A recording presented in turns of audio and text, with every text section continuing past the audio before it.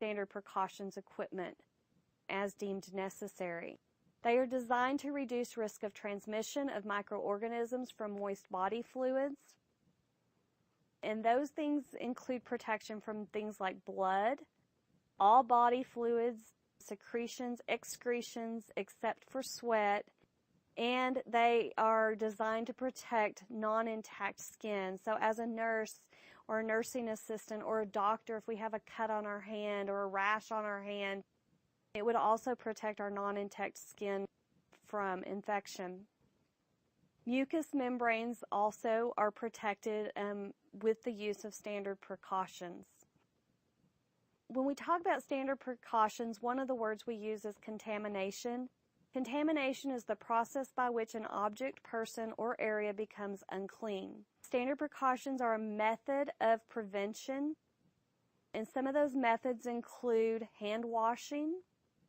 You should wash your hands at the beginning and end of each shift, most definitely, in between patients, after using the bathroom, before handling food, after removing gloves, after covering your mouth, nose when coughing or sneezing. If you're my age, you probably aren't used to this coughing into your arm, which I still can't get over because I always grew up, we were supposed to cover our mouths with our hands to cough. But even if you cough into your arm, you may want to use some alcohol cleaner there. Again, any way that we spread infection, hand washing or washing of that body part can help prevent the spread. When providing toothbrushes, drinking glasses, towels, or washcloths, we should wash our hands. Prior to handling raw fruit and vegetables, before serving it, we should wash our hands. Pretty much we wash our hands now before and after almost any contact or any multiple times during interaction with our patients. It is possible to substitute alcohol foams and gels during procedures involving multiple patient contacts. In fact, the alcohol foams and gels are nice alternative to soap and water unless your patient happens to have C. difficile, and then you just have to use soap and water. Sharps disposals. I know you would be shocked, but we also didn't used to have sharps disposals like we have today. Standard precautions helped with protecting us from needle sticks. We have those sharps containers, and we use them with intact needles. Needles are never to be bent, broken, or recapped by hand. Part of that is where people like you, when you go in to help turn a patient, don't accidentally get stuck by a needle that was left in the bed, or somebody emptying the trash in the room doesn't accidentally get stuck in the hand because were needles dropped into the trash bag that penetrate the plastic bag. And so standard precautions in those sharps disposals are there to protect all of us. All sharps should be disposed in appropriate sharps containers. Anything that you may consider sharp, even if it's not a needle, but if it's sharp enough to cut through someone's skin, we ask that you put that in the sharps disposal. Things like razors, if you use razors to shave your patient, when you're done with those razors, if they're blade razors, those should go in the sharps container. People have actually transmitted hepatitis through sharing of razors. And so HIV can be spread through sharing of razors. MRSA can be spread that way. So again, anything that's sharp, put that in the sharps disposal.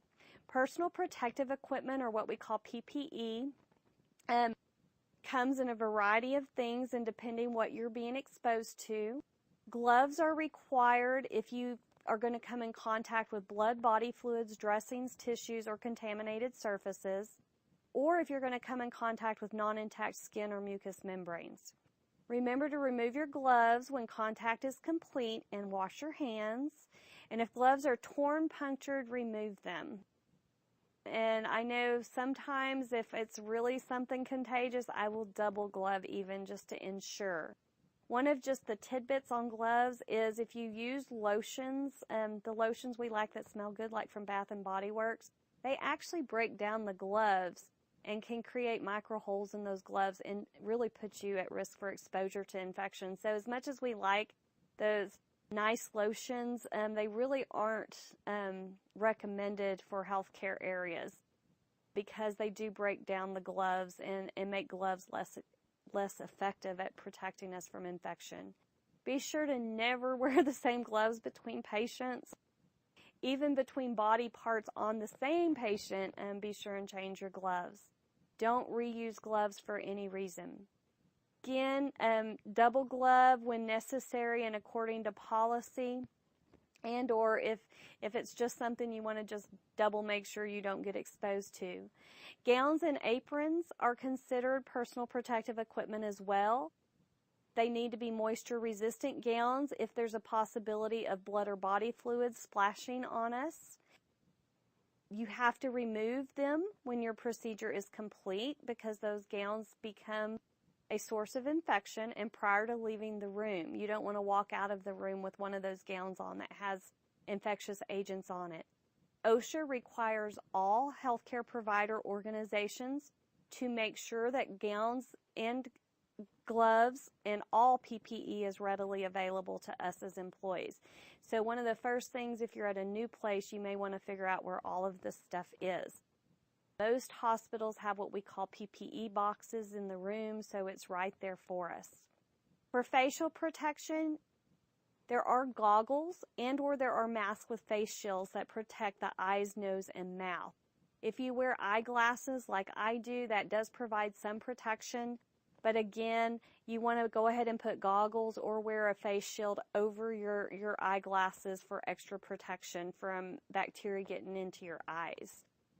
Environmental controls, we want to use EPA-registered disinfectants on solid surfaces, including floors, furniture, bathrooms, and utility rooms. We don't want reusable equipment if it's not been cleaned or disinfected between patients or before reuse. And mouthpieces for resuscitation, if you have to resuscitate somebody, be sure and grab that pocket mask so you're not blowing directly into somebody's mouth for resuscitation. Waste and soiled linen should be placed in a plastic bag and disposed of according to policy. It should never sit on the floor till you can get a bag, because what have you just done? You've just put the bacteria that's on that soiled linen onto the floor, which goes onto the bottom of our shoes, which goes from room to room, and unfortunately it goes to your house with you. And so you really don't want to put those soiled linens and stuff on the floor. So be sure and put the linen straight into a bag. Wipe up any body fluid spills immediately and disinfect it. Don't eat, drink, or apply makeup or handle contacts when you're at work in the patient area where there may be infection or infectious agents laying around. I don't know if you're like me, but I clean my keyboards off even because I'm kind of a germaphobe. But because you want to make sure we're in an environment in healthcare where we have a lot of exposure to microorganisms. So be sure and keep your area clean as well. If you do have something that is contaminated, label the biohazard for sharps and blood. If it was contaminated and needs to be disinfected by another department, you should have specific ways of doing that, a certain color bag to put it in or a certain process for handling those contaminated sharps and blood and specific labels specific to your organization. Watch for lab specimens, label and transport those. And then again, I want to talk about transmission-based precautions. Some of those things we've said already, but you're going to use transmission-based precautions for patients that are known or suspected to be infected with pathogens transmitted by the following methods. If they have something that can be transmitted airborne, like tuberculosis, or droplet, like the flu, or contact, like MRSA, or C. difficile, which is special contact. Isolation needed to help us separate the patient to prevent the spread of microorganisms are things that we take transmission-based precautions with.